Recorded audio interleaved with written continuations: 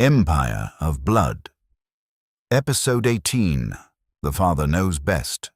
Kim Il-sung, Democratic People's Republic of Korea, North Korea, 1945 to 1994. The knock comes at 2 in the morning. It always comes at 2 in the morning. This is not coincidence. This is design. The North Korean security apparatus had learned from its Soviet advisors and from centuries of human psychology that 2 in the morning is the hour when the body is at its lowest biological ebb, when the rational mind is still submerged in sleep and the primitive animal brain takes over, when terror lands with the maximum weight.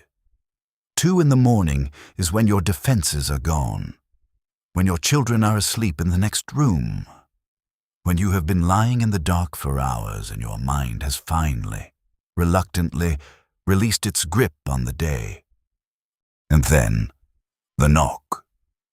The knock at 2 in the morning has a specific quality that daytime knocking does not have. In the daytime, a knock is ordinary, expected, administrative. At 2 in the morning, in a country where the state uses its coercive power without warning and without appeal, a knock is something else. It is the arrival of the thing you have been dreading without letting yourself acknowledge you were dreading it. It is the moment when the anxiety that has been living in your body as a low-level home, the anxiety that you told yourself was not really anxiety, just alertness, just prudence, just the sensible awareness of a person living in difficult times, arrives as its true self, as terror, as the specific, physical, visceral terror of a person who knows what the knock means and who knows that there is nothing to be done about it. In Kaesong, in the winter of 1952, a 14-year-old girl named Jin-suk heard that knock through the wall of her family's house. Not at their door, at the door next to theirs. The Lee family.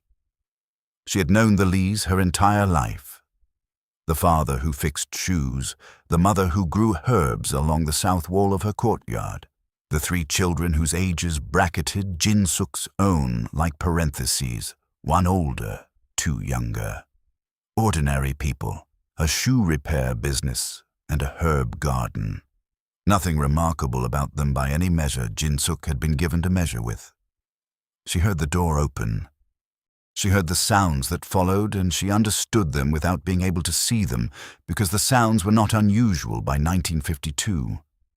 She had heard them before. Boots on packed earth.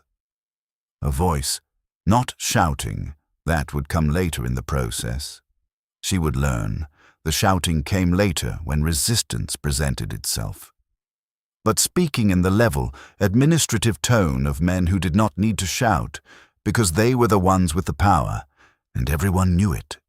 The sounds of furniture being disturbed. The sounds of a household being rearranged at gunpoint. And then, after a space of time that Jin-suk counted in her own heartbeats, and later remembered as both very short and very long, the sounds of people being walked away. Down the alley. Away from the neighborhood. Into a truck, probably, though she could not hear the truck from her position, pressed against the cold plaster of her bedroom wall with her knees drawn to her chest and her hands flat against the surface, as if the wall could tell her something her ears could not. There was also, and this is the detail she returns to most consistently in her testimony, the detail that has the texture of the thing that doesn't leave you. There was a child crying. One of the Lee children, she thought the youngest, 3 years old, being carried away from a bed where they had been sleeping a moment ago, in the cold dark, not understanding what was happening, crying, the specific formless cry of a child whose world has been suddenly, incomprehensibly altered. She heard the crying move down the alley and get smaller and then stop. The stopping was worse than the crying. The Lee family was gone by morning. Their house stood empty for 3 days. Then a different family moved in. No explanation was given. No notice was posted. In the official record of Kaesong's Socheondong neighborhood, There had been a family in that house, and now there was a different family, and the gap between those two facts was filled with the silence that the state preferred to the noise of explanation. Jin-suk did not ask her parents what had happened. She already knew the rule. You did not ask. Not about the disappeared. Not about the empty houses. Not about the neighbors who were present at dinner and absent at breakfast. You did not ask because asking was itself dangerous. Because curiosity about political matters was a form of political suspicion, because the act of wanting to know suggested that you considered the information your business, and in North Korea in 1952, the determination of what was and was not your business belonged entirely to the state. She did not ask, but she remembered. She remembered specifically a thing she had noticed in the 3 days the Lee house stood empty before the new family arrived. She had walked past it on her way to school, because the way to school ran through the alley, and there was no other route. Each morning she passed the door, and each morning she saw that the herb garden on the south wall. Mrs. Lee's herbs, which had been tended with the specific care of someone who found in gardening a form of expression that daily life did not otherwise permit, was still there. Still alive, in the cold, the dried stalk of summer plants holding their positions in the frozen earth. The garden had not been arrested. The garden had not been taken away in the night. It simply continued to exist without a reason to continue existing in the absence of the person who had made it matter. Jin-suk is now an old woman. She was found by researchers in the 1990s after the partial opening of information about North Korean history that defector testimony made possible. In her testimony, recorded in Seoul, she returns to the herb garden more than once. She says, "I still don't know what the Lee family had done." She says, "I never found out." She says, "I think about that garden. That garden is where this story begins. Not with the man who built the system that sent security agents to knock on doors at 2 in the morning. Not with the ideology or the party apparatus or the security services or the labor camp network. Though we will get to all of those things, and we will examine them with the cold precision they deserve. We begin with the garden, because the garden is the human scale of what Kim Il-sung built, the scale of the ordinary, the specific, the irreplaceable thing that gets left behind when the state reaches into a family's life and takes what it wants. The man who built the system that emptied that house believed he was constructing a new Korea, a Korea free of Japanese colonialism, free of American imperialism, free of the class exploitation that had kept Korean peasants in poverty for generations. He believed, or he performed believing, which from the outside is indistinguishable from the real thing, that the suffering his system produced was the necessary price of national transformation, that the arrests, the camps, the purges, the surveillance, the engineered famine of control were the short-term costs of building something durable and great. He was wrong, but he was more than wrong. He was wrong in a way that is specific to a certain kind of political intelligence. The intelligence that is capable of building systems of extraordinary complexity and coherence, but that has somewhere, in its formation, lost the ability to register the individual human life as a data point that matters. That treats the herb garden as irrelevant to the calculation. His name is Kim Il-sung. He was born in 1912 and he died in 1994, and in between he built a state that is still, as we record this, in operation under his grandson. The system he built has outlasted every other communist state in the world. It has outlasted the Soviet Union, which created it. It has outlasted the ideological family from which it sprang. It persists like the herb garden persisted, without the reason that originally made it. That persistence is the most frightening thing about it, and understanding it requires understanding the man at its origin. Stay with us. There is a word in Korean, Han, that has no direct English translation, which is the typical condition of words that describe something true and specific about human experience that English-speaking cultures have not been required to name. Han is a collective emotional state, a kind of deep, culturally shared grief and resentment and longing that accumulates across generations of suffering. The Korean scholar Chung Hyun-kyung has described Han as the anger that has nowhere to go, the wound that has been held so long it has become part of the body. The Korean people, by the time the 20th century arrived, had been accumulating Han for a very long time. Korea, in the early 20th century, was a country that had spent the previous 50 years watching its sovereignty erode under pressure from the surrounding great powers. In the previous 500 years before that, navigating the political space between China and Japan with the specific, practiced diplomatic caution of a country that knows it is too small to fight and too important to be left alone. The Joseon dynasty had ruled Korea for 5 centuries, longer than any other dynasty in East Asian history, under a Confucian social order that was, in its way, both sophisticated and extraordinarily rigid. A hierarchy of scholars and aristocrats at the top, merchants and artisans in the middle, farmers and servants at the bottom, and a system of ideological legitimacy built on the Chinese classical tradition and on a concept of social order so deeply embedded that it shaped not just politics, but the language, the architecture, the family structure, the entire texture of daily life. By the 1890s, the Joseon dynasty was dying. The modernizing pressures of the industrial world, the same pressures that had been transforming Japan, China, and the whole of Asia, were straining its structures beyond recovery. Japan, which had itself modernized with explosive speed after the Meiji Restoration, looked at Korea and saw what empires always see when they look at a weaker neighbor: opportunity. In 1905, Korea became a Japanese protectorate. In 1910, it was formally annexed.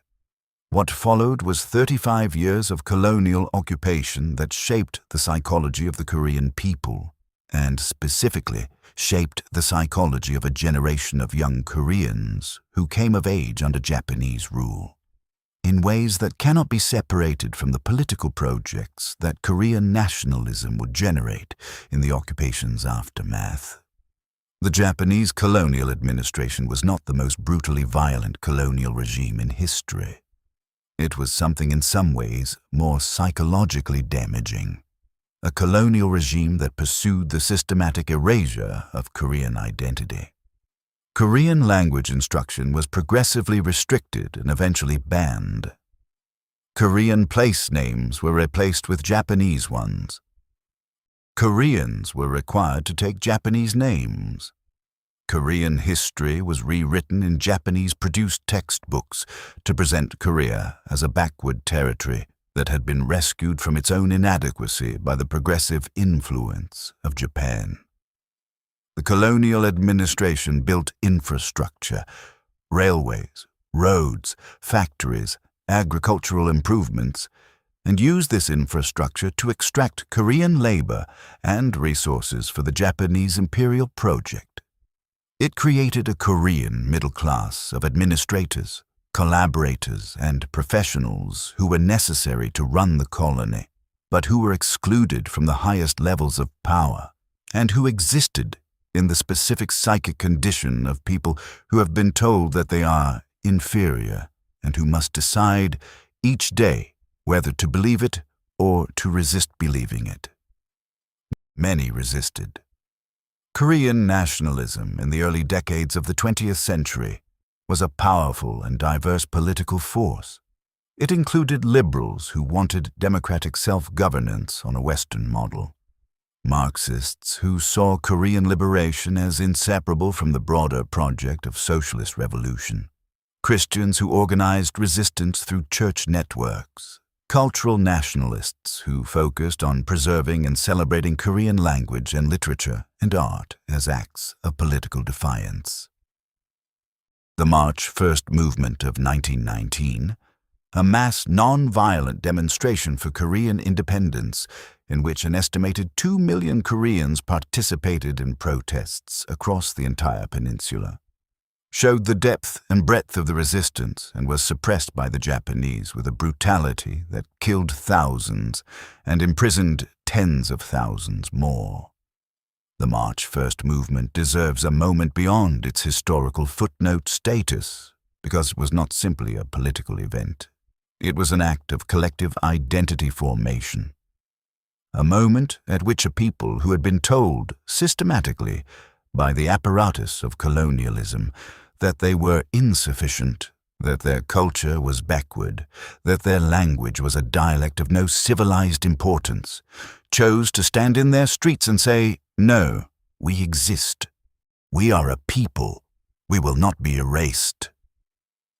The Declaration of Independence, read aloud on that March 1st, 1919, by a group of 33 representatives in a Taehwagwan restaurant in Seoul, contained language that had been shaped by the same international currents of self-determination that Woodrow Wilson was articulating at Versailles.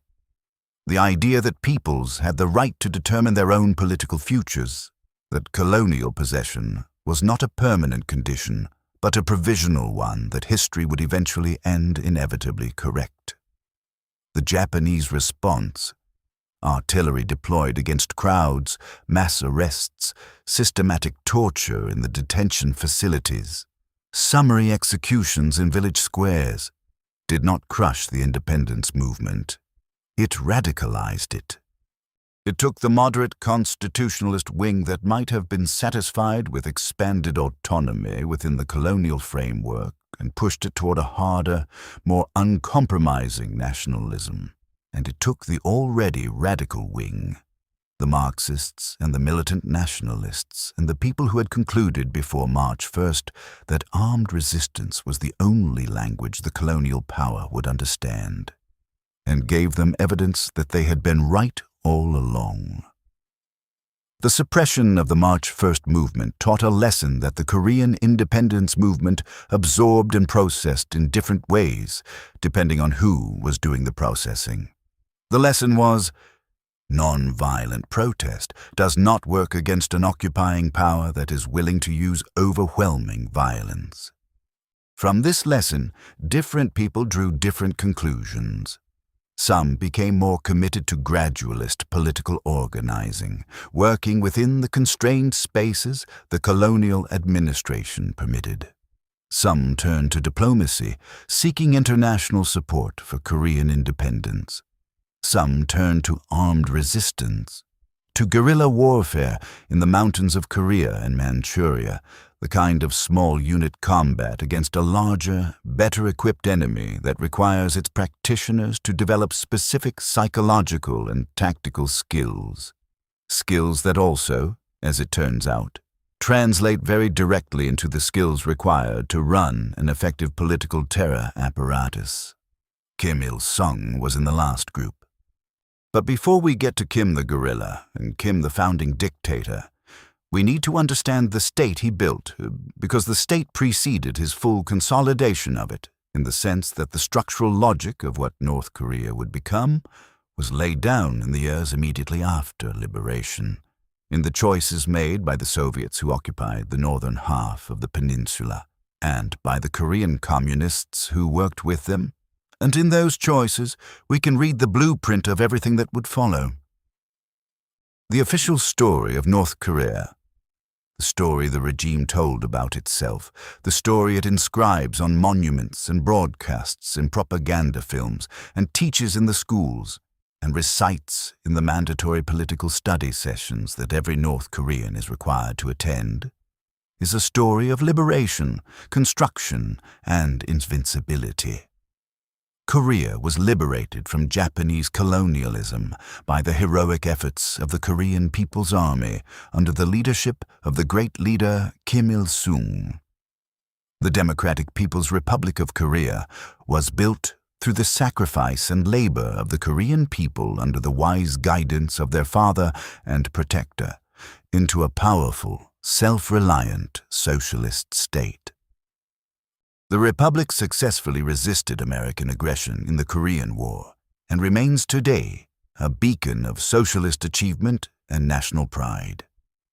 This is the official story. The experience story is different in almost every detail. The Democratic People's Republic of Korea was not primarily the creation of Korean revolutionary effort. It was the creation of the Soviet occupation. When Soviet forces moved into northern Korea in August 1945, following Japan's surrender, they brought with them a model of political organization that they had spent 30 years refining in the USSR, the Leninist party state, with its apparatus of surveillance, ideological conformity, political purges, and centralized control.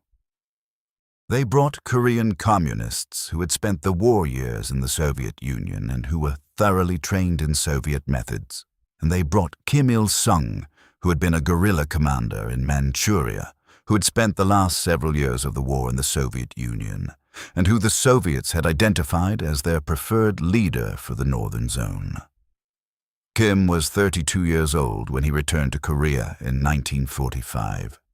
He was young, photogenic, physically vigorous, and possessed of a personal charisma that witnesses consistently describe as remarkable, a quality of presence and intensity that filled a room. He was also politically dependent on the Soviets in ways that constrained his early years of governance and that, as he worked to free himself from those constraints, shaped the specific kind of hyper-nationalist, intensely self-sufficient state that North Korea would become. The Juche ideology, the doctrine of self-reliance that Kim would develop in the 1950s and 1960s as the philosophical foundation of the North Korean state, was in part a response to the psychological humiliation of having been installed by foreign power and needing to assert against that history that North Korea and its leader were fully autonomous agents of their own destiny. The Korean War, which began in June 1950 when Kim's forces invaded South Korea with Soviet approval and Chinese backing, transformed North Korea's political landscape in ways that made the totalitarian consolidation both more urgent and more complete. The war, which ended in an armistice in 1953 with Korea still divided, roughly along the same line where it had been divided in 1945, was, for North Korea, simultaneously a military defeat, a political trauma, and an ideological opportunity. A military defeat because Kim had failed to achieve his objective of reunifying the peninsula under communist rule, and because the American entry into the war had brought his forces to the brink of total collapse before Chinese intervention saved them. A political trauma because the war had killed an estimated 900,000 North Korean soldiers and civilians and had destroyed the physical infrastructure of the North. And an ideological opportunity because the experience of American military power, the bombing campaigns that destroyed essentially every city in North Korea of any significant size, provided the regime with a permanent, vivid, emotionally accessible justification for the fortress state apparatus of total surveillance and total control. The bombing needs to be held specifically because it was not merely a strategic event. It was a physical experience that shaped the memory of an entire generation of North Koreans, and that the regime has successfully maintained as a living emotional reality through 60-plus years of memory cultivation and ritual reenactment. The American bombing campaign against North Korea between 1950 and 1953 was one of the most intensive bombing campaigns in the history of warfare. American aircraft dropped more than 600,000 tons of bombs on North Korea, more than the total tonnage dropped in the Pacific theater of the Second World War. They dropped napalm on cities. They destroyed dams, flooding agricultural valleys. They targeted infrastructure with a thoroughness that left the North, by the armistice, essentially without a city standing.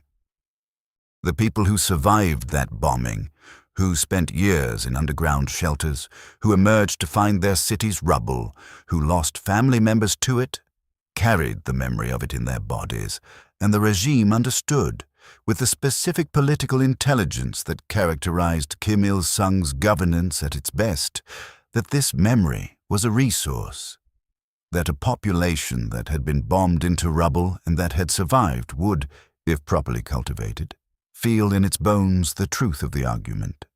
We are surrounded by enemies who want to destroy us, and only unity and strength and absolute loyalty to the leadership can protect us. The Americans tried to destroy us.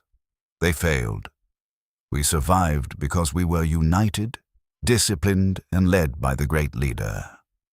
Unity and discipline and leadership are what stand between us and annihilation. Any questioning of unity, any loosening of discipline, any challenge to the leadership is therefore not merely political dissent, but existential risk. Threat and dissent are the same thing. The external enemy and the internal enemy are the same thing. Survival requires the elimination of both. This argument, stated in these terms, is totalitarianism's core logical structure. It was not unique to North Korea. It had been made by Stalin in the Soviet Union, by Hitler in Germany, by every authoritarian system that has used the threat of external enemies to justify internal terror. What was particular about North Korea was the specific intensity with which the argument was maintained, the specific completeness with which it was institutionalized, and the specific genius of Kim Il-sung in recognizing that the Korean cultural tradition of Confucian filial piety, the deep, instinctive reverence for the authority of the father within the family, could be scaled up from the family to the state, with Kim himself as the eternal father and the Korean people as his children who were protected and guided and cared for, in return for obedience total and unconditional, the Suryong system. This is the Korean term for Kim's particular form of absolute leadership, a concept that blended Leninist vanguard party theory with the Confucian family hierarchy and with the specifically Korean emotional register of Han and sacrifice and collective identity that had been forged through decades of colonial suffering. The Suryong was not merely a political leader. He was the brain of the social organism, the father of the national family, the source of all wisdom and guidance and protection. To question him was not to express a political opinion. It was to commit an act of patricide. The specific articulation of the Suryong concept, its philosophical elaboration into a comprehensive ideology, was the work of Kim Jong-il, Kim's son, who developed the theory of the Suryong in a series of party documents in the 1970s and 1980s as he positioned himself for succession. But the concept itself was operational from the earliest years of the regime. What Kim Jong-il did was give philosophical form to what Kim Il-sung had been practicing since 1945. The systematic construction of an emotional relationship between ruler and ruled that mimicked and exceeded the emotional intensity of the parent-child bond. This was not crude propaganda in the sense of blatant lies that everyone secretly knows to be false. It was something more sophisticated and more durable. The rituals of devotion, the morning assembly where students sang songs about the great leader, the workplace sessions where workers studied his speeches, the mandatory attendance at state celebrations where the leader appeared and the crowd performed its adoration, were not primarily about conveying information. They were about training feeling, about producing, through repetition and collective participation, an emotional state that felt genuine because it had been rehearsed until it was indistinguishable from the real thing. Within this framework, the specific mechanisms of terror, the surveillance, the purges, the labor camps, the enforced silence, were not understood by the regime as terror. They were understood as paternal discipline. The father punishes the child who disobeys. The punishment is an expression of love, not cruelty. The child who is corrected is being helped, not harmed. The child who resists correction is placing not just himself, but the entire family in danger, because the family's survival depends on its unity, and unity requires that every member submit to the father's authority. Jin Suk's neighbor, the shoe repair man with the herb-growing wife and the 3 children, had somehow, in the accounting of the father state, failed the test of filial obedience. We will probably never know how. A comment overheard. A relative who had fled to the south. A denunciation from someone settling a personal score. A joke. A missing attendance at a political study session. In Kim Il-sung's North Korea, the grounds for arrest were both legally precise. There were statutes defining political crimes, provisions for investigation and trial, and practically infinite, because the definition of ideological impurity was flexible enough to encompass almost any behavior that a sufficiently motivated accusation could frame as threatening to the state. The herb garden stood in the cold, and Kim Il-sung in Pyongyang was building the father's house. Kim Il-sung was born Kim Song-ju on April 15, 1912, in a small village called Mangyongdae, on the outskirts of what was then called Haeju, and is now called Pyongyang.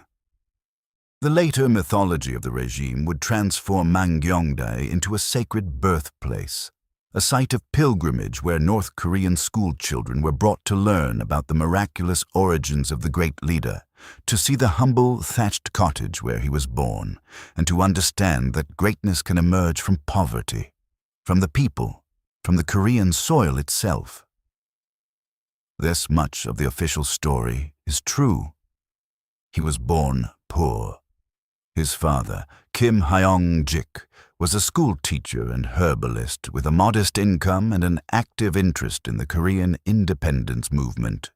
A man who, by various accounts, was thoughtful, politically committed, and deeply affected by the humiliation of Japanese colonialism. His mother, Kang Ban-sok, was a devout Christian, a member of the Presbyterian Church that was one of the most significant channels through which Korean cultural and political identity was preserved and expressed under Japanese rule. The Christianity in Kim Il-sung's family background is one of those biographical details that later historians have found almost irresistible for what it suggests about ideological substitution. The movement from a childhood formed in religious devotion to a political project that, in its structure of absolute authority, sacred texts, ritual obligation, and demand for total submission, replicated the essential architecture of religion in political form. Whether this is a meaningful parallel or an overextended analogy depends on what you think ideology does to a person. But it is worth holding in mind as we follow Kim through his formation, because the pattern of a man who moves from one all-encompassing belief system to another, carrying with him the psychological structures of absolute devotion and absolute authority, is visible in the record. There is something else in the childhood worth noting. Kim grew up in a family defined by its political engagement and its experience of colonial humiliation. A family where the wrongness of Japanese rule was not an abstract political position, but a daily lived reality. His father's work in the independence movement meant that the family lived with the specific anxiety of politically engaged people under a colonial surveillance state. The awareness that the wrong conversation, the wrong association, the wrong meeting could have consequences. The Kim family was not arrested during Kim Il-sung's childhood, but they lived, as many politically active Korean families did under Japanese rule, with the knowledge that they could be. This is the first political education, the knowledge that the state watches, that compliance is required, that the consequences of deviation are administered without warning and without appeal. Kim Il-sung absorbed this knowledge as a child in the most formative possible context. He absorbed it from the inside of a family that was on the targeted side of the surveillance. When, decades later, he built a surveillance state of his own, he knew exactly how it worked, not from theory, but from experience. He had been watched. He knew what being watched felt like, and he built a system in which everyone was watched. Whether this constitutes psychological insight about his motivations or mere biographical coincidence is a question historians can argue about. What is not arguable is the continuity.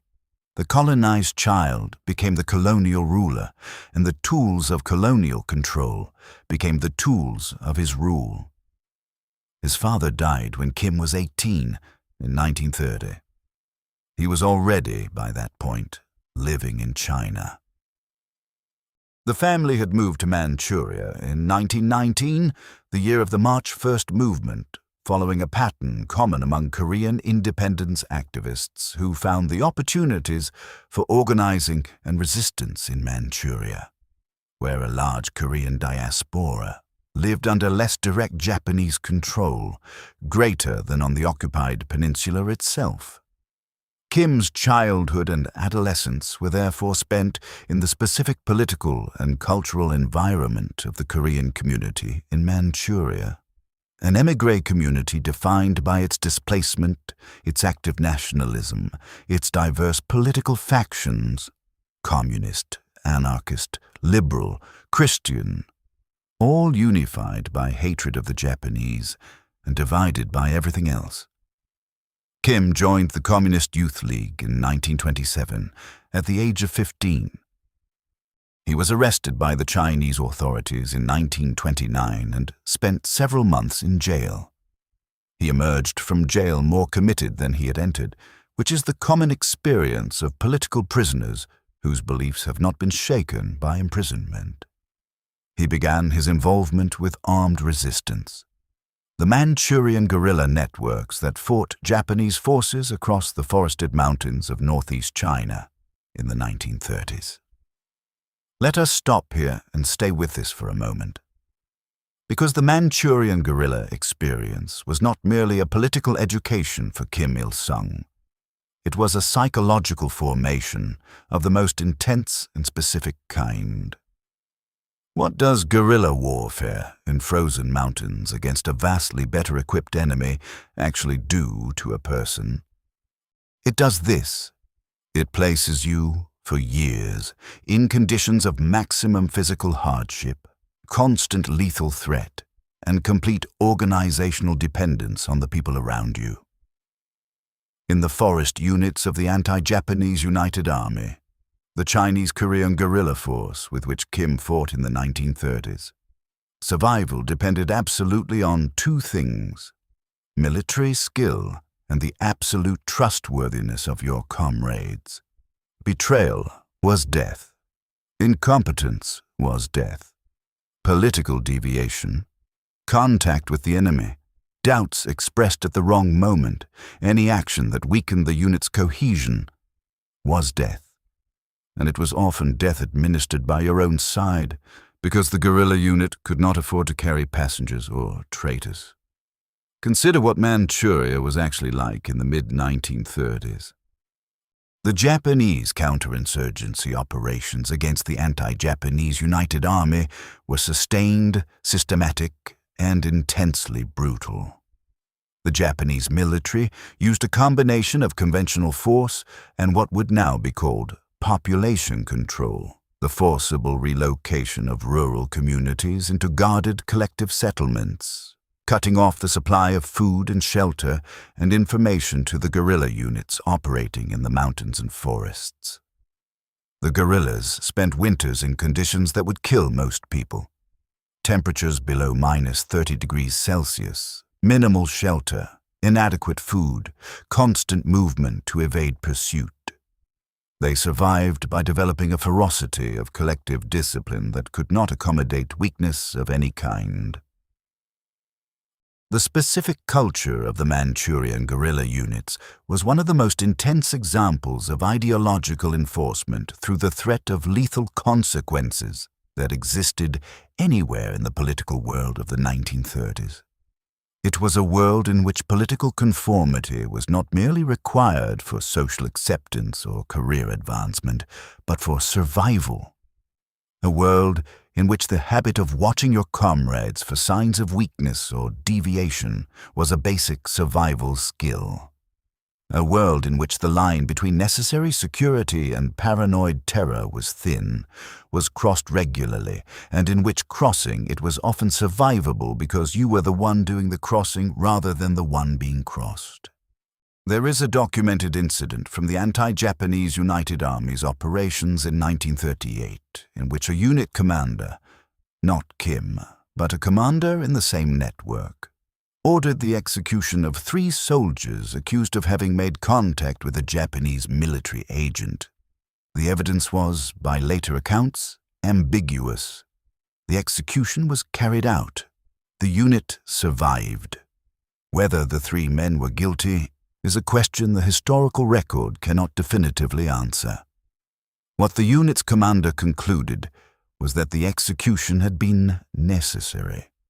That in the conditions of guerrilla war, an ambiguous accusation of enemy contact was too dangerous to leave unresolved, and that resolution meant execution. Kim Il-sung operated in this world for a decade. He absorbed its logic. He survived precisely because he was capable of acting on its logic without paralysis, without the kind of moral hesitation that the forest rewarded with death. And when he came to govern a state of 20 million people, he brought that logic with him, fully internalized, fully operational, applied now not to suspected informants in a forest unit, but to suspected class enemies in a nation. Kim Il-sung spent roughly a decade in this world before retreating to the Soviet Union in 1940, when Japanese counterinsurgency operations in Manchuria became too intense for the guerrilla networks to survive. He spent the war years in a Soviet camp in the Russian Far East, training and being trained, absorbing Soviet political military doctrine and Soviet methods of organization and Soviet approaches to ideological enforcement. By the time he returned to Korea in 1945, he had been formed by 2 overlapping institutional environments: the Manchurian guerrilla experience, which had taught him absolute loyalty enforcement and lethal consequences for deviation, and the Soviet political military machine, which had given him a systematic framework for organizing a state around the principles of total ideological control. He was 32 years old. He was fit, confident, charismatic, and entirely, completely, without self-doubt about what he was doing and what it required. This is crucial. Kim Il-sung was not a man tormented by doubt. He was not, so far as any historical evidence suggests, a man who lay awake at night wrestling with the moral implications of what he was building. He was a man who had spent the decade of his most formative adult experiences in conditions where doubt was fatal, where the luxury of moral uncertainty, the luxury that people who live in safety can afford because uncertainty doesn't kill you when you're safe, was not available. The guerrilla doesn't pause to wonder if the execution of the suspected informant is morally justified.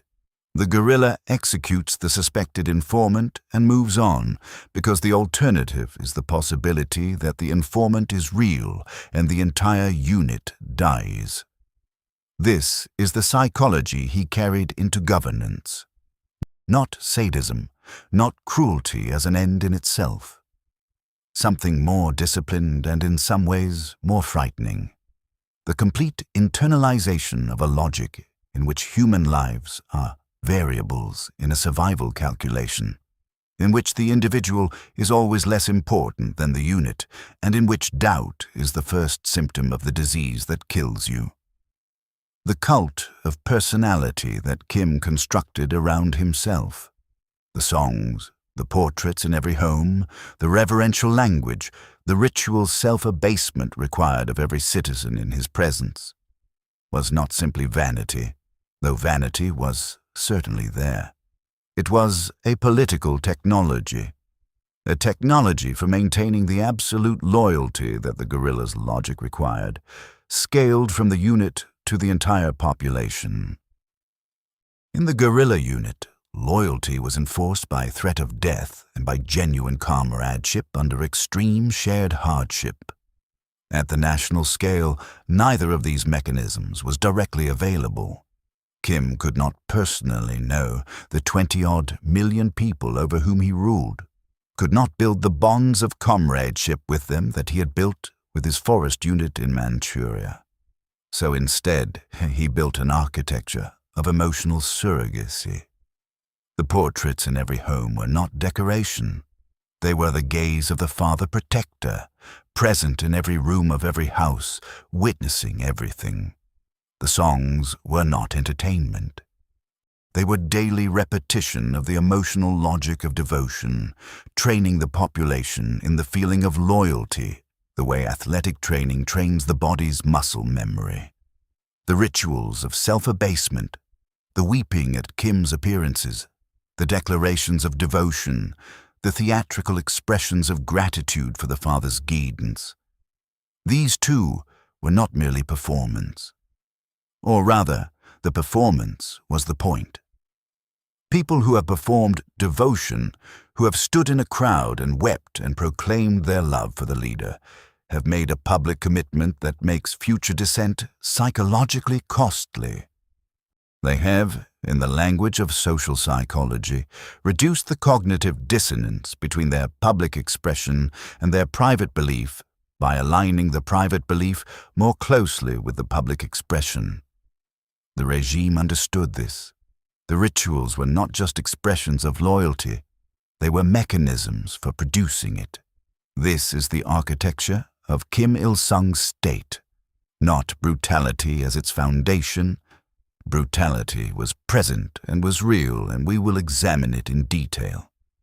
But the orchestration of emotional dependence, of filial devotion to the father state, as the primary means of social control. Brutality was the recourse for the people the emotional architecture failed to capture. For most people, most of the time, the architecture was enough.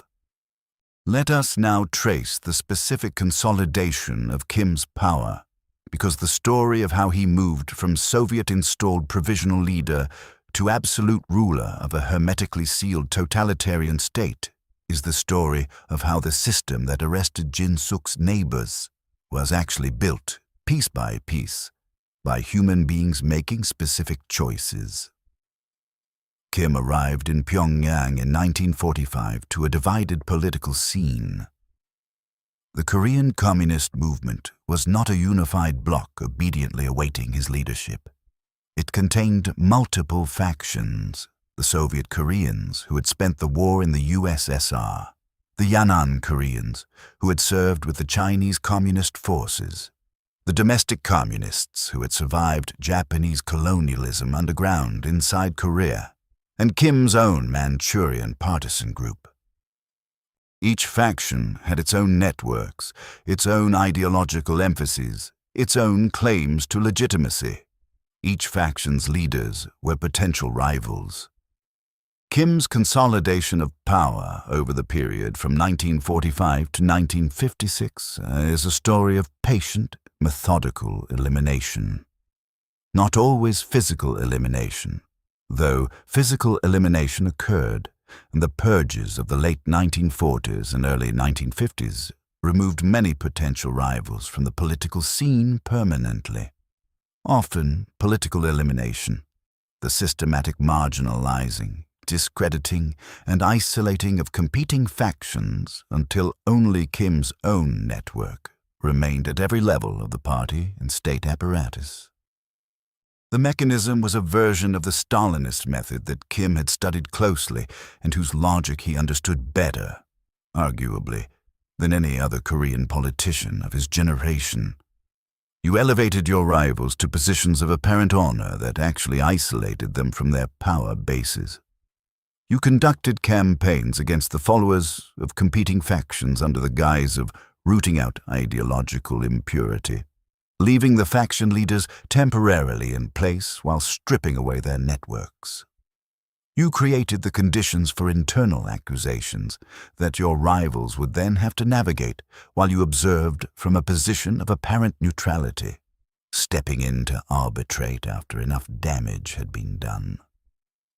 You used the instruments of state, the party apparatus, the security services, the media, to shape public opinion of these rivals before any formal action was taken against them, so that when the action came, it appeared to be the inevitable response to documented failures and crimes rather than a political power play. The Pak Hon-yong purge of 1955 is perhaps the most instructive example.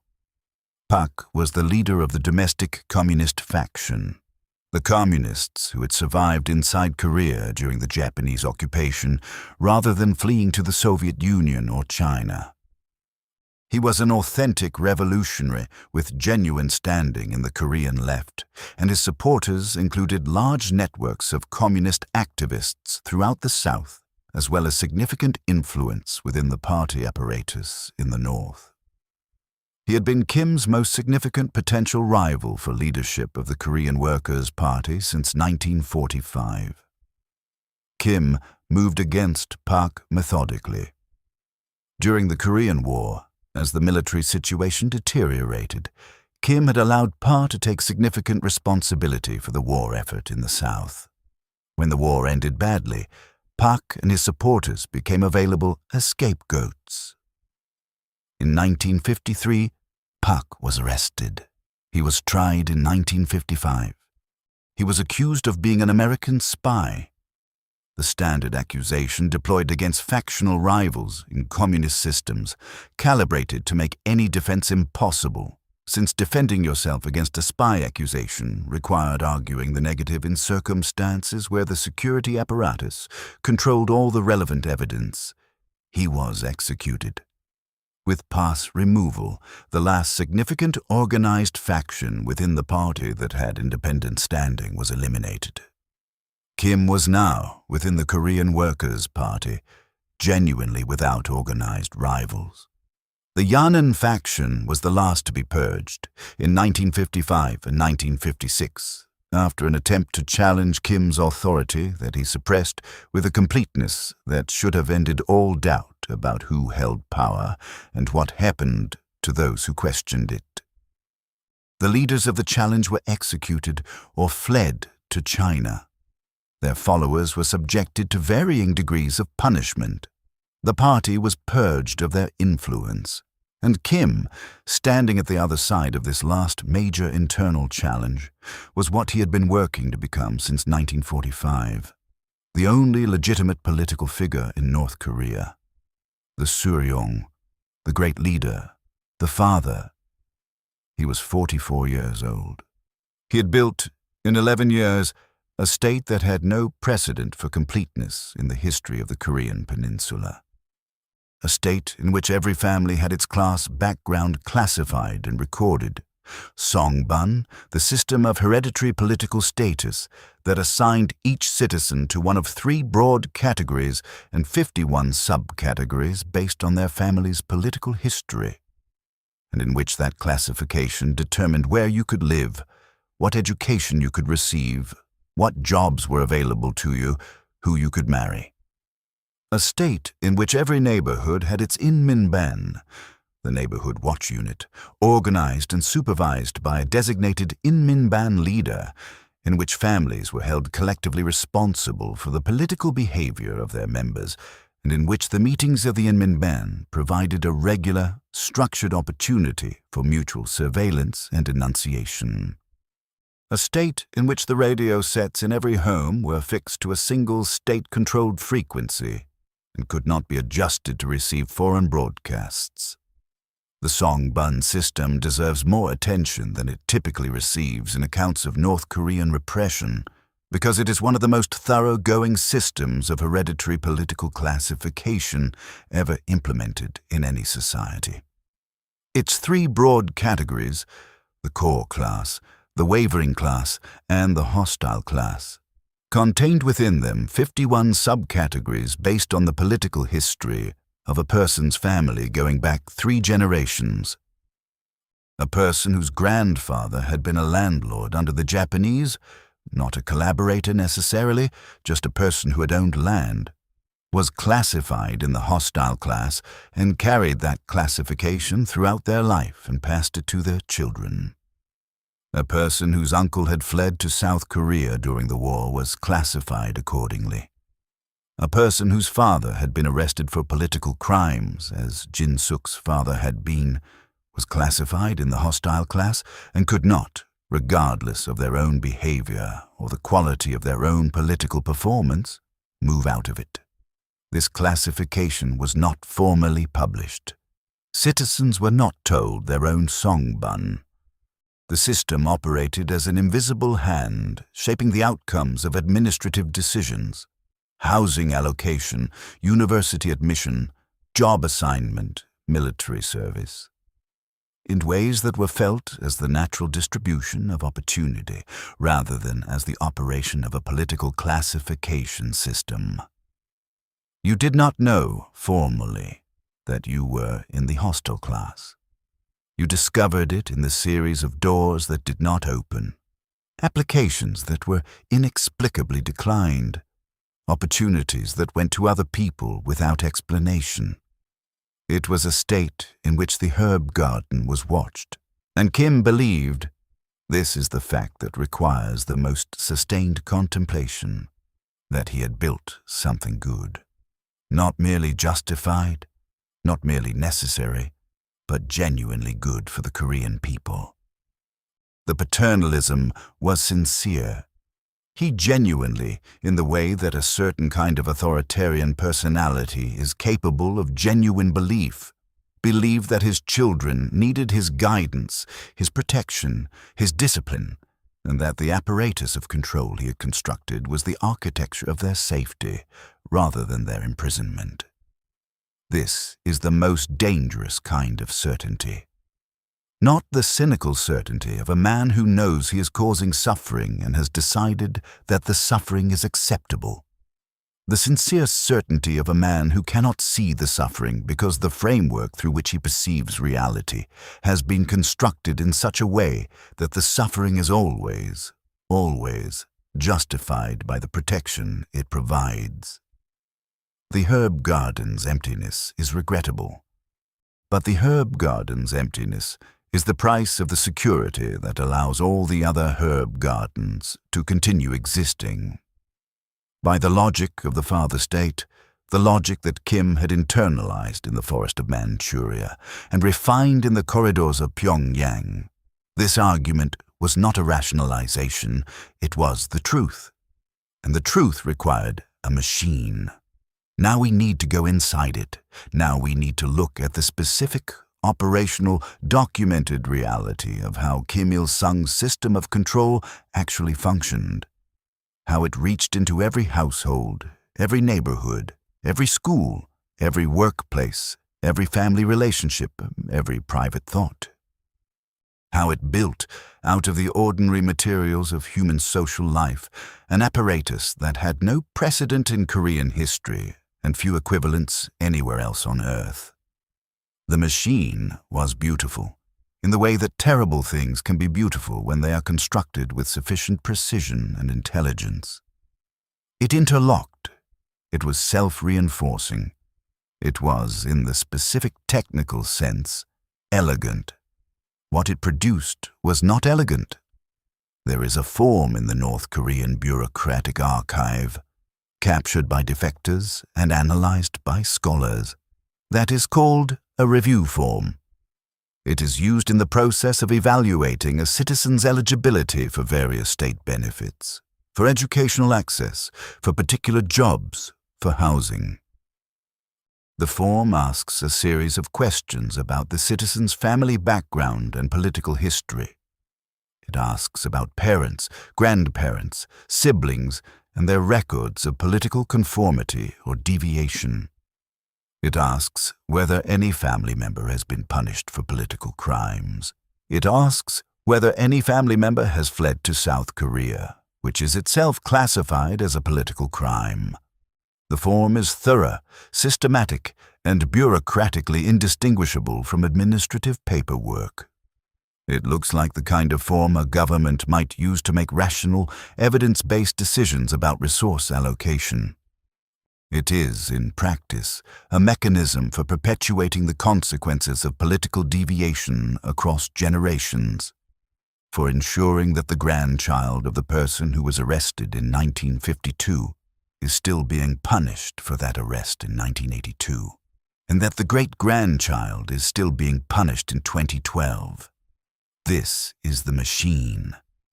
Not a dramatic engine of sudden violence, though sudden violence was part of it, but a bureaucratic apparatus of extraordinary depth and systematicity that shaped every dimension of every North Korean's daily life for the entire duration of their existence.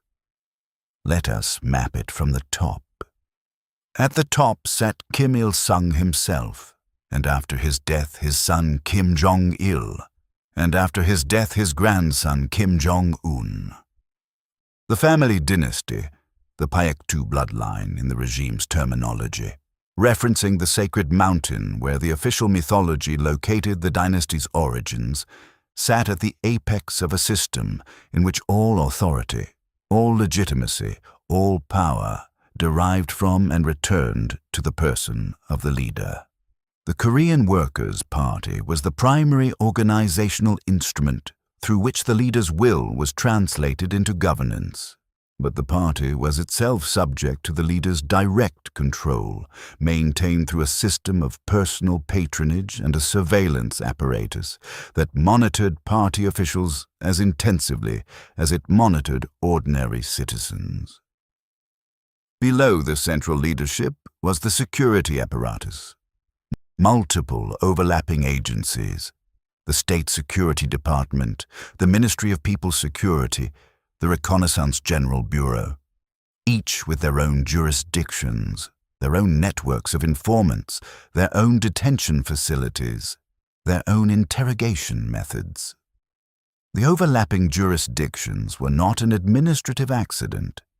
They were a deliberate design feature.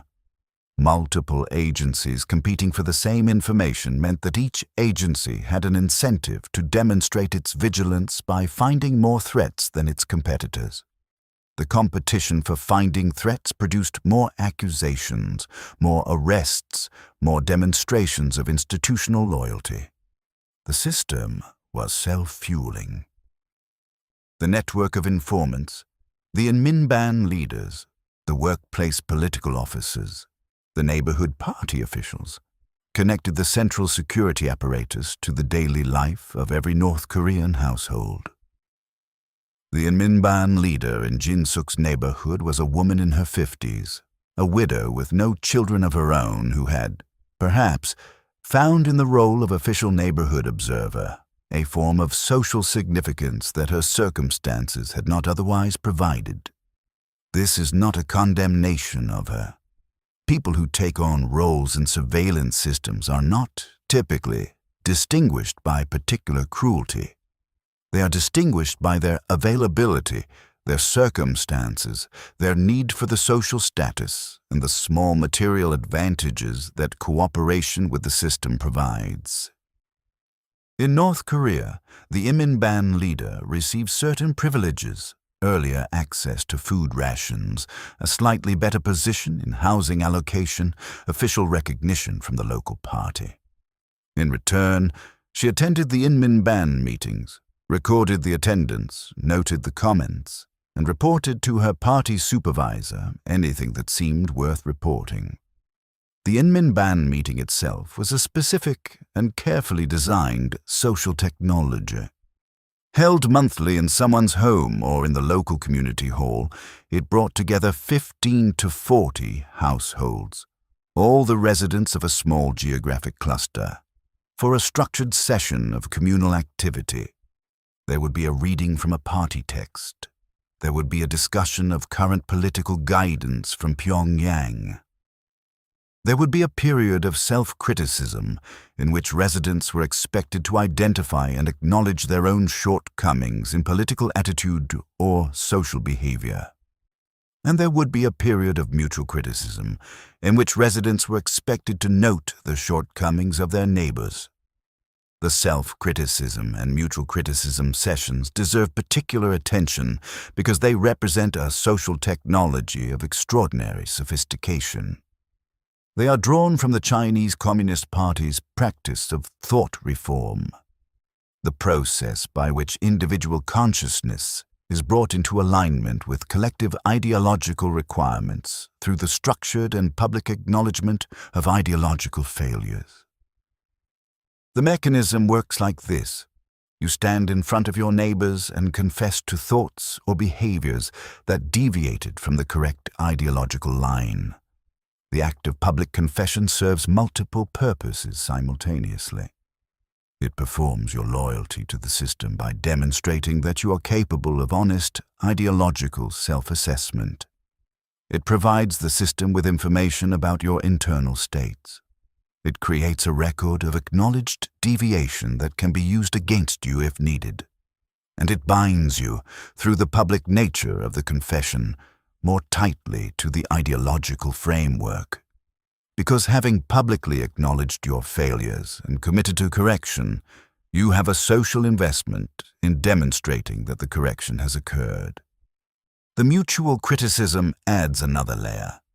By requiring residents to comment on each other's behavior and attitudes, the system made every neighbor into a potential accuser, not out of malice.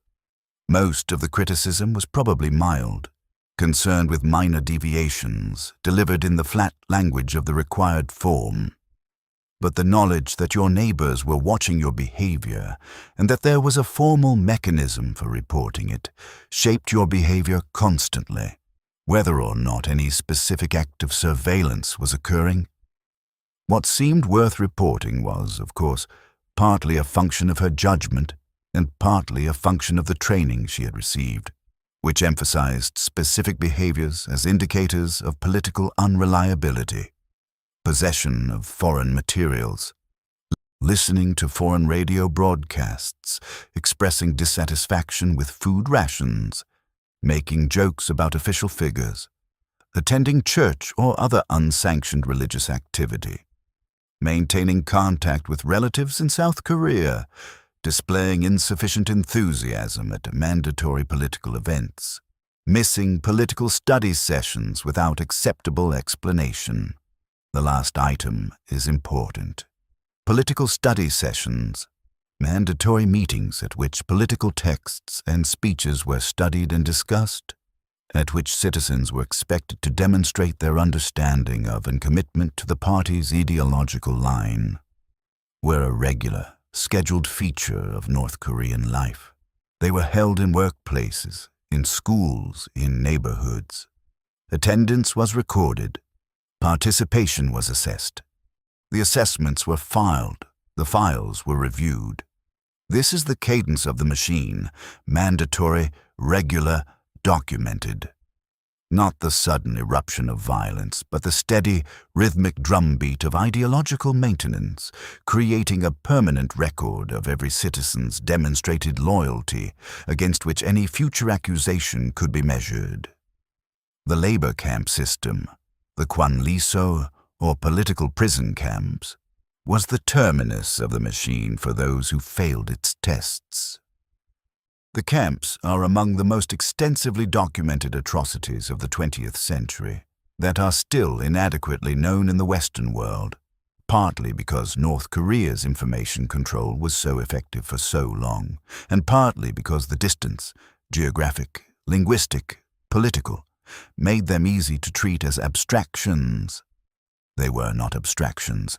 At the camp system's height, estimated by analysts at various points between the 1960s and the 1990s, somewhere between 150,000 and 200,000 people were held in political prison camps at any given time. The camps were organized in two broad categories: total control zones, from which prisoners never left and which housed the most severe political offenders and their families, and semi-control zones, from which prisoners could theoretically be released after rehabilitation, though the release rates were, by most accounts, extremely low. The family extension of the sentence, the principle that a political crime warranted the imprisonment not only of the offender but of the offender's family members, typically to the third degree, was one of the most distinctive and devastating features of the North Korean camp system. It derived directly from the ideological logic of collective responsibility and from the practical logic of deterrence. If you know that your arrest will take your children and your parents with you, you have not just your own fear working on you, but the weight of everyone you love. The stakes of any act of dissent or resistance included the complete destruction of your family. The camps themselves were labor facilities. Prisoners worked in mines, in forests, in factories, in agricultural projects. The work was physically brutal. The rations were inadequate.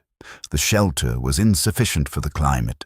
And the mortality rate, from malnutrition, from disease, from the physical consequences of extreme labor in extreme conditions, was significant. Former prisoners who survived and defected have provided testimony about conditions that historians and human rights organizations have assessed as consistent with each other and with the physical evidence available from satellite imagery of the facilities.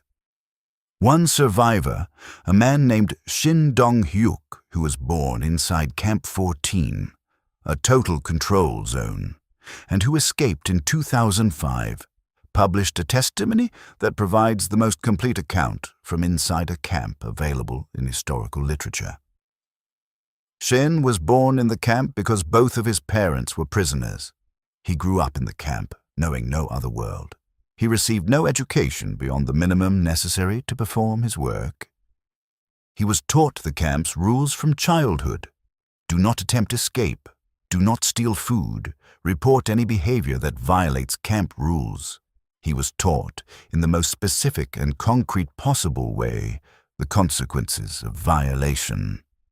Let us be precise about what the camp world looked like from the inside. Camp 14, whose location in North Pyongan province has been confirmed by satellite imagery and by Shin's testimony, covered approximately 40 square kilometers. It held between 15,000 and 20,000 prisoners at the time Shin was there. The prisoners worked primarily in coal mines, in farm fields, and in manufacturing operations. The food ration was calibrated to sustain a working body at minimum functionality, enough to prevent death from starvation while working, not enough to prevent the slow accumulation of nutritional deficiency that weakens the immune system and makes the body vulnerable to disease. Prisoners supplemented their rations by eating whatever they could find: insects, rats, the corn kernels that escaped the threshing machines, grass. The guards were ordinary young men doing mandatory military service, trained in camp management protocols and in the ideological framework that classified the prisoners as enemies of the state who had forfeited their rights as citizens. The guards were not selected for cruelty. They were selected in the same way that any military service selection works, by age and physical fitness and political reliability. Their behavior in the camps was shaped by the training they received, the rules they were given, and the culture of impunity in which those rules operated. Guards who beat prisoners to death in the course of enforcing rules were not, in the camp's accounting, committing crimes. They were maintaining order. When Shin was 14 years old, he reported to a guard that his mother and brother were planning to escape. His mother and brother were executed. He watched the execution. He did not, in his testimony, express guilt about this in a straightforward way. He expresses something more complicated, a recognition from his later vantage point outside the camp and in a world that had different moral frameworks, that what he had done was terrible, combined with an honest acknowledgement that at 14, inside the camp, with the camp's values thoroughly internalized, reporting an escape plan was simply what you did. It was the rule. The rule existed. You followed it. This is the most devastating testimony in Shin's account, and it is devastating not because it shows a cruel child, but because it shows a child who had been so thoroughly shaped by the moral universe of the camp that the instinct to protect his mother, the instinct that the rest of the world would regard as the most basic, the most hardwired, the most irreducible of human loyalties, had been replaced by the camp's rule. The camp had reached into the most fundamental layer of human attachment and restructured it. That is the machine's most complete achievement. A moral universe in which the ethical frameworks that people outside the camps would apply, the instinctive protection of family, the resistance to cooperation with a system designed to destroy you, were replaced completely by the camp's own framework of rules and consequences. A framework in which the herb garden is a potential security concern, and the child who reports his mother is performing his civic duty, and the father's authority is absolute because the father provides the only security available. Kim Il-sung's system worked.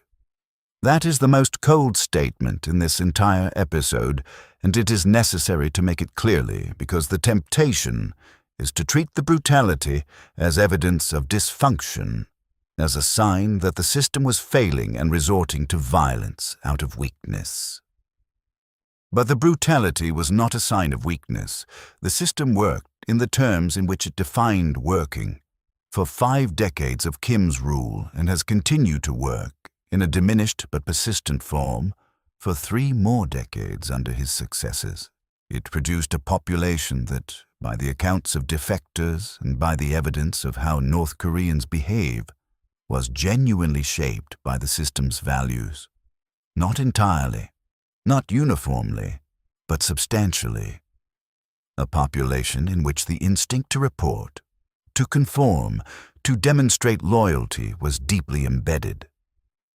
A population in which the idea of organizing political resistance was genuinely unthinkable for most people, not because the thought was immediately suppressed by fear, but because the thought itself had been prevented from forming by a lifetime of ideological formation that provided no conceptual tools for it.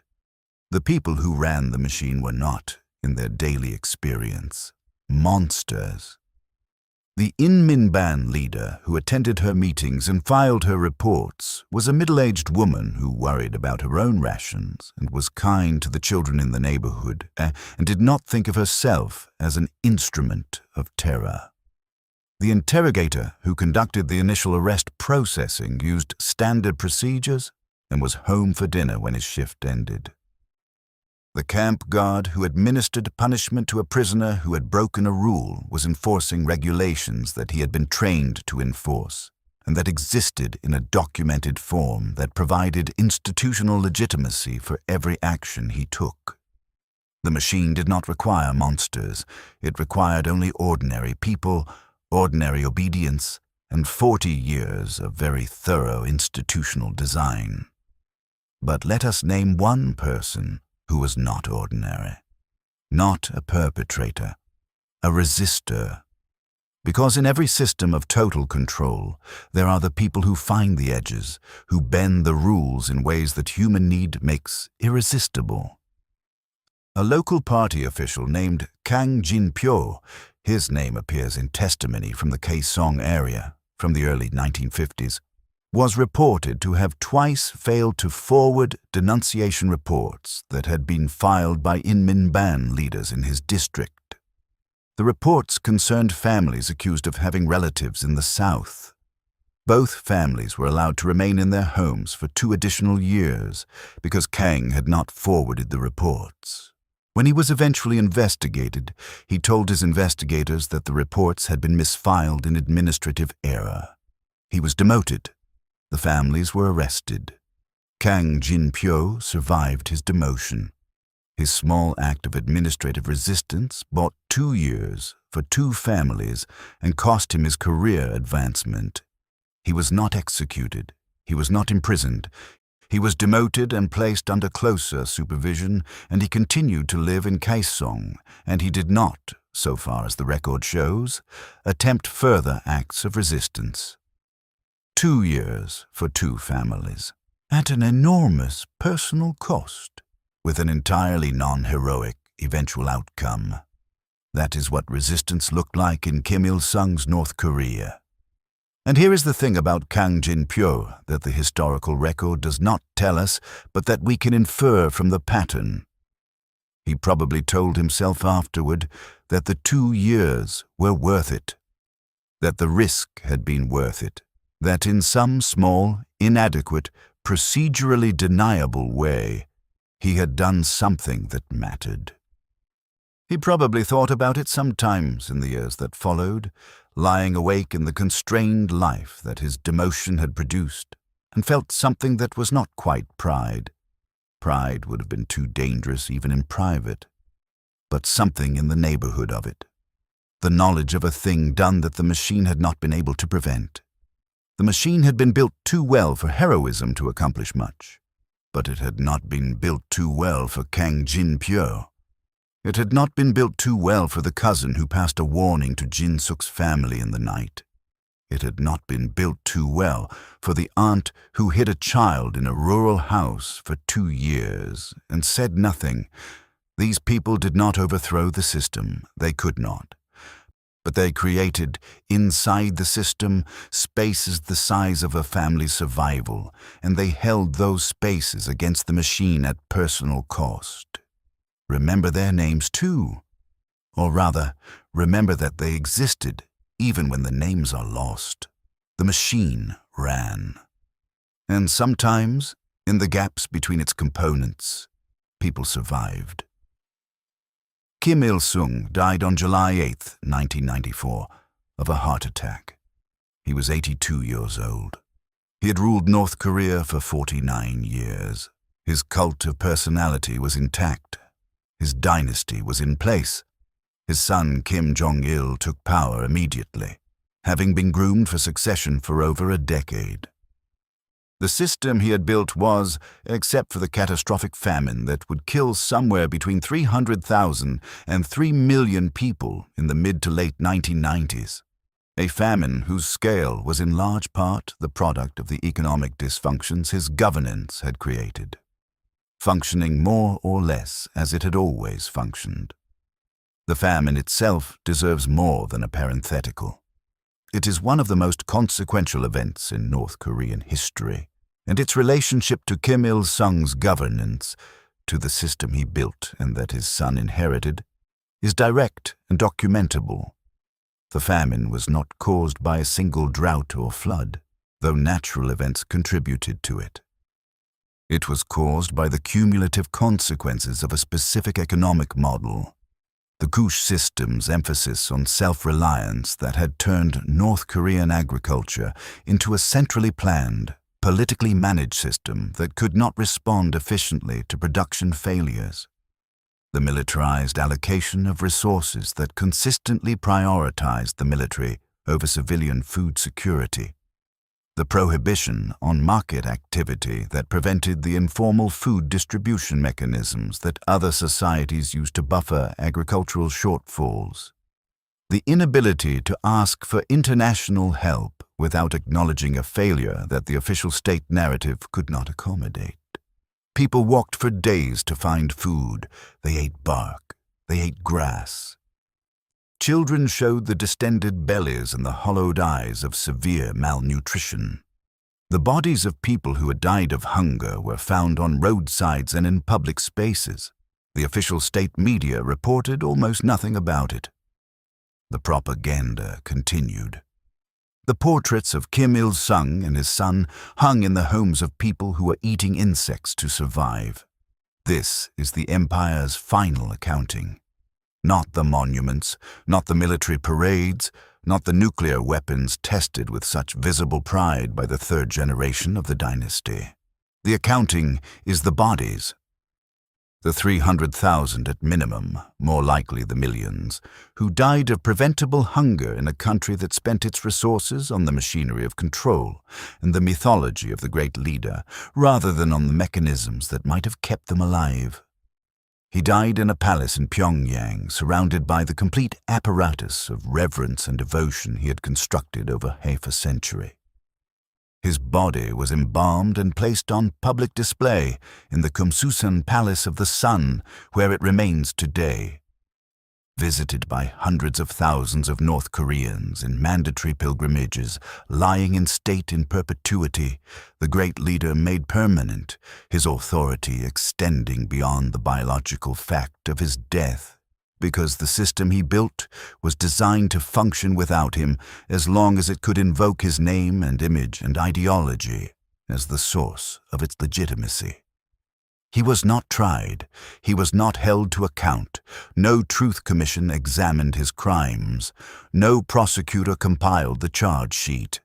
He died as he had lived, as the father, the protector, the great leader, surrounded by the ritual expressions of devotion he had spent his life engineering. The world noted his death with a range of reactions from condemnation to careful diplomatic neutrality and moved on, and North Korea continued. This impunity, this complete evasion of any formal accountability, is not unique in the history of dictators. Many of history's most consequential perpetrators of mass suffering have died in their beds, unaccountable to any court, their crimes unresolved in any legal or political sense. But Kim's impunity has a specific ongoing quality that distinguishes it from most historical cases. His system did not fall when he died, and his cult was not dismantled, and his legacy was not subjected to even the limited kind of retrospective reassessment that typically follows the death of an authoritarian ruler. In North Korea today, Kim Il-sung is not a historical figure whose legacy is debated. He is the eternal president of the republic. The title was inscribed in the North Korean constitution after his death. He is the foundation myth, the theological constant, the ground on which the entire edifice of the current regime's legitimacy rests. To question him is not merely politically dangerous. It is the equivalent of questioning the existence of God in a theocracy. This is the most complete form of post-mortem impunity available to a ruler, not simply to escape prosecution, but to be institutionalized as sacred. Now let us go back to Jin-suk. Jin-suk did not end up in a labor camp. This is worth saying clearly, because her story has a continuation that many of the people she knew did not have. She was hidden by an aunt in a rural area outside Kaesong after her parents received warning that their family might be next. A warning that came from a distant cousin who worked in local party administration and who risked everything to pass it along. She spent 2 years in her aunt's house, effectively invisible, her identity undocumented in the local records, while the wave of arrests that had taken the Lee family and others moved through the neighborhood and eventually subsided. Her father was arrested 3 years later, in 1955, when the political purges associated with the post-Korean War consolidation reached deeper into ordinary communities. He served 6 years in a correctional labor facility before being released, broken in health but alive. Her mother maintained the family's registered household for those 6 years, performing all the required rituals of political conformity with the methodical desperation of a woman who understood that any visible deviation would seal her husband's fate and end whatever chance remained for her children. Jin-suk herself was marked by her family's record with the songbun classification that followed from her father's imprisonment. She could not attend university. She could not take the jobs that required political clearance. She could not leave Kaesong. She married a man who worked in a state factory, had 2 children, and lived the constrained life that the songbun system prescribed for people with her family's history. In her testimony, she describes this life with a clarity that is not self-pity and not bitterness, both of which would be understandable, but something closer to careful, measured observation.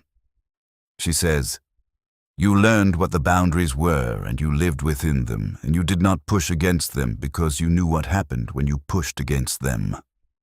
She says, "You found the small freedoms that existed inside the large unfreedoms." She says, "You loved your children, and you worried about them, and you tried to give them what you could within what was allowed." She says, "We never talked about what happened to my father. Not directly.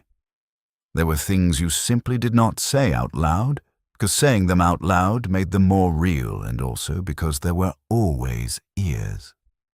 Always ears." The phrase resonates beyond the specific context of North Korea. It describes something about the psychological experience of living inside a surveillance state that scholarship and analysis tend to understate. The way the presence of surveillance changes not just behavior, but thought. The way knowing that ears might be present, might always be present, produces a form of self-censorship that eventually becomes so habitual, it is no longer experienced as censorship, but simply as the normal shape of the mind. You do not think certain thoughts because the habit of not thinking them has become part of your cognitive architecture. The cage is built inside. This is what the machine's deepest legacy looks like. Not the deaths in the camps, though those deaths were real and numerous and deserve to be remembered with specificity. Not the families destroyed by the songbun system, though those families bore the weight of other people's political designations for generations. The deepest legacy is the interior one. The shaping of an entire population's inner life by 40 years of designed psychological architecture, the engineering of what you allowed yourself to think, to want, to hope for. The defector community, the North Koreans who have escaped and settled primarily in South Korea, with smaller communities in China, the United States, and elsewhere, number somewhere around 33,000 people as of the early 2020s. This is a vanishingly small fraction of North Korea's total population of roughly 25 million. Most North Koreans who have left did so in the chaos of the 1990s famine, when the breakdown of the food distribution system and the desperation it produced temporarily weakened the border controls. Before the famine, defection was so rare as to be statistically marginal. The system had worked. The defector testimony is the primary source through which the outside world has access to the interior experience of North Korea. It is also, as scholars are careful to note, a limited and potentially skewed source. The people who managed to leave and to reach safety and to speak were a self-selected group whose experiences, motivations, and perspectives may not be representative of the broader population. The very fact of having escaped suggests specific characteristics: access to resources, geographic proximity to the border, networks of support, particular levels of dissatisfaction that the average North Korean may not share. This caveat is important and should be acknowledged, but it should not be used, as it sometimes is, to dismiss defector testimony entirely or to substitute for it an official North Korean account that is demonstrably false in almost every particular. The testimony is what we have. The testimony is what the machine survivors have provided. What the testimony shows, consistently, is the specific texture of living inside the machine. The way the self-criticism sessions produced in their participants a habitual self-monitoring that continued outside the sessions and became indistinguishable from ordinary consciousness. The way the portrait in every room created a sense of being watched that was felt even when no one was present. The way the mandatory expressions of devotion, the weeping, the proclamations, eventually began to feel genuine, or at least indistinguishable from genuine, because you had performed them so many times that the performance and the feeling had merged. One defector, interviewed in Seoul in the mid-2000s, described the experience of seeing a South Korean television broadcast for the first time after escaping. The broadcast was a news program. The newsreader was not praising the leader. The newsreader was reporting a domestic political controversy, a debate between the government and its critics, a standard feature of democratic political coverage that anyone watching South Korean television would find entirely unremarkable. The defector said, "I couldn't understand it at first. I kept waiting for the newsreader to say what to think about it." She described how disorienting it was to be presented with information without a verdict attached, to be given facts and left to form your own conclusion, without the apparatus of ideological framing that had, her entire life, told her what the facts meant. She said, "I realized I had never been asked to form my own opinion about anything. I didn't know how." That is Kim Il-sung's legacy at its most intimate. Not the camps, though the camps are real. Not the purges, though the purges are real. The production of a person who does not know how to form her own opinion about anything, because the system she was born into had, for her entire life, performed that function for her. The question of how the world outside North Korea has responded, and failed to respond, to the testimony is itself a significant part of the legacy. North Korea's nuclear weapons program, developed at enormous cost in the context of an economy that could not feed its own population, has transformed the country's international position from a pariah state into a strategic problem, in the process, changing the nature of international engagement from pressure to negotiation. The human rights record, the camps, the songbun system, the political purges, the engineered famines, has been addressed in United Nations reports and special committees and statements of condemnation that have had essentially no practical effect on the regime's behavior.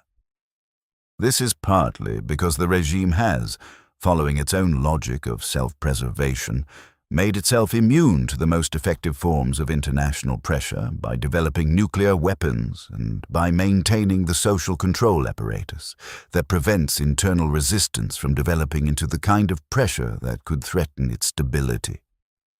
The machine has worked in the most important sense for its creators. It has preserved the regime against the forces that dismantled almost every other communist state in the 20th century. The cost of this preservation is borne entirely by the people inside it, the people who cannot speak above certain volumes in their own homes for fear of the ears. The people whose grandparents' political records determine their life outcomes 2 generations later.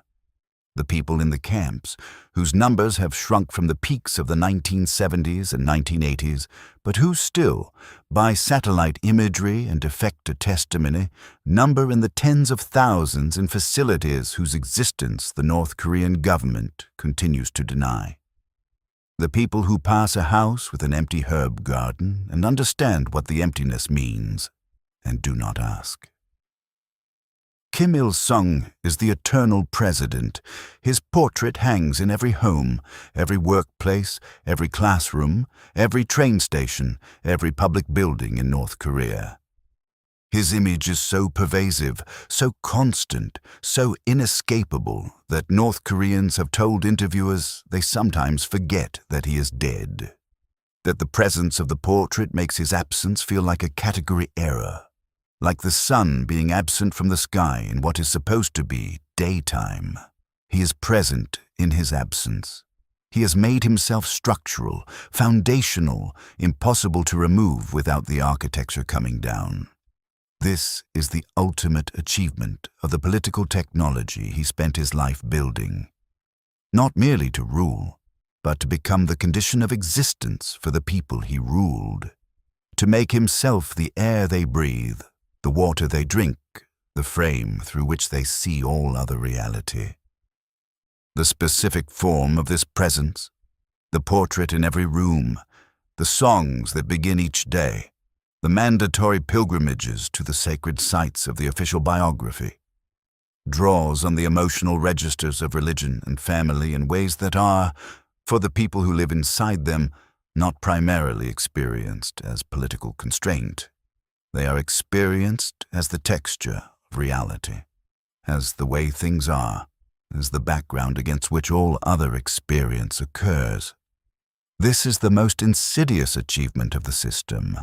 Not the camps, though the camps are real, and not the executions, though the executions are real, but the successful colonization of the interior life of a population. The successful installation of a father figure so thorough and so pervasive that the question of whether he is real, whether he deserves the devotion he receives, whether the system he built serves or destroys the people subject to it, these questions do not, for most people inside the system most of the time, arise. They do not arise not because people are stupid or cowardly, but because the system has made the questions structurally unavailable. The conceptual tools for asking them have been removed. The language in which they might be formulated has been taken away.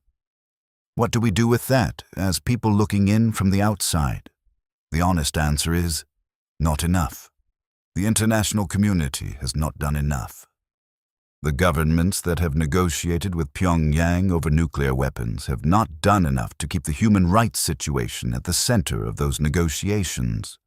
The scholars and journalists who have documented the system have not, could not, with the tools available, generated sufficient political will to change it. The defectors who have testified have been heard, respected, given asylum and support, and have not produced the kind of international response that their testimony, in any just world, should produce. North Korea has, in a very direct sense, defeated accountability. Not forever. No system defeats accountability forever. But for now, and for the foreseeable horizon of now, the defeat is real. The eternal president reigns, the portraits hang, the camps continue. The Iminban leaders attend their meetings and file their reports. The children of the purged carry their grandparents' political records into the allocation systems that will determine their futures. And somewhere in the evidence collected by researchers in the 1990s, there is the recorded voice of an old woman describing a herb garden she passed on her way to school in the winter of 1952. Mrs. Lee's garden. Still there. Still being remembered. That is the only form of resistance that the machine's deepest reach has not been able to eliminate. Not political action.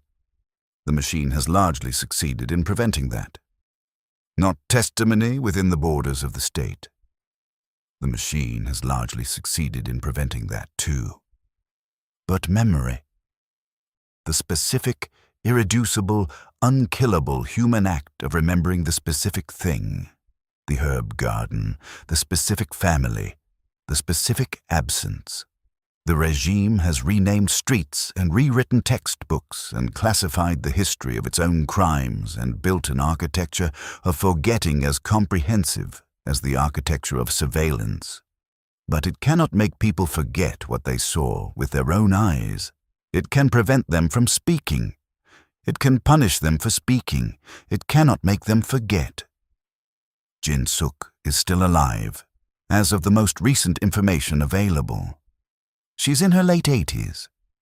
She lives in Seoul, having emigrated in the late 1990s after her daughter managed to escape during the famine period and eventually, through a network of defector support organizations, to bring her mother out. She does not know what happened to the Lee family. She has never found out. She thinks about the garden. When researchers asked her, in one of the later interviews, what she wanted people outside North Korea to understand about what it was like to live inside the system, she said something that took the interpreter a moment to render into English, because it required some negotiation about which English word came closest to the Korean concept she was using. What she said was, she wanted people to understand that the fear was not like the fear of a specific thing you could name. It was like the fear of a specific thing that had no name, that you were afraid, but you could not say of what, because the thing you were afraid of was everywhere and had no edges and was not separate from the world. It was the world. That is the Father State's final word. Not the labor camp or the execution or the 2 in the morning knock. The world with no edges. The fear with no name. The air you breathe, that is also the thing that constrains your breathing. Kim Il-sung built that world. He built it from a thatched cottage in Mangyongdae and a forest in Manchuria, and 49 years at the center of an absolute state. He built it with genuine conviction and extraordinary competence and the specific human capacity for believing that what you are doing to people is being done for them. He is the eternal president. He is the father. And Mrs. Lee's garden is still in the cold. Remember it.